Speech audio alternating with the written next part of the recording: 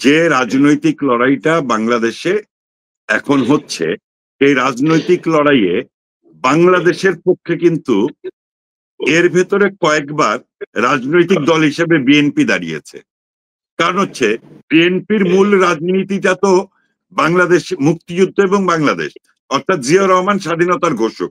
এটা নিয়ে আমার সঙ্গে আওয়ামী লীগের সঙ্গে বিএনপির দ্বন্দ্ব থাকতে পারে, এটি সত্য মিথ্যা নিয়ে বয়ান তৈরি থাকতে পারে, বয়ান হতে পারে, কিন্তু বাংলাদেশ প্রশ্নে বিএনপি কিন্তু এই সরকারের বিরুদ্ধেই দাঁড়িয়েছে। তার মানে বর্তমানে বাংলাদেশে সক্রিয় রাজনৈতিক দলগুলো দুইটি ভাগে বিভক্ত। একটি বাংলাদেশে বিশ্বাস করে বাংলাদেশের পক্ষে, আরেকটি বাংলাদেশে বিশ্বাস করে না, যারা ইসলামিক রাষ্ট্র কায়েম করতে চায়। এখন আওয়ামী লীগ রাজনীতিতে যখন মাঠে নামবে, তখন কিন্তু বাংলাদেশে বিশ্বাসীরা সব একটা রাজনৈতিক বিরোধ মীমাংসা করে বাংলাদেশটাকে প্রথমে বাঁচাতে হবে।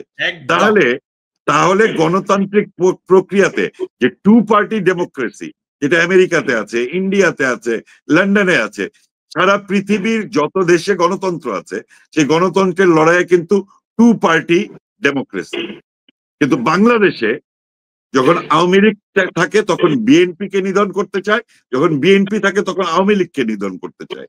আজকে যখন আওয়ামী লীগ একেবারেই দেশে নাই, কিংবা আওয়ামী লীগকে গর্তে ঢুকিয়ে মব জাস্টিস করে ভয় দেখিয়ে জেলখানায় ভরে আওয়ামী লীগকে কারাবন্দি করছে, বাংলাদেশটাই এখন একটা কারাগার।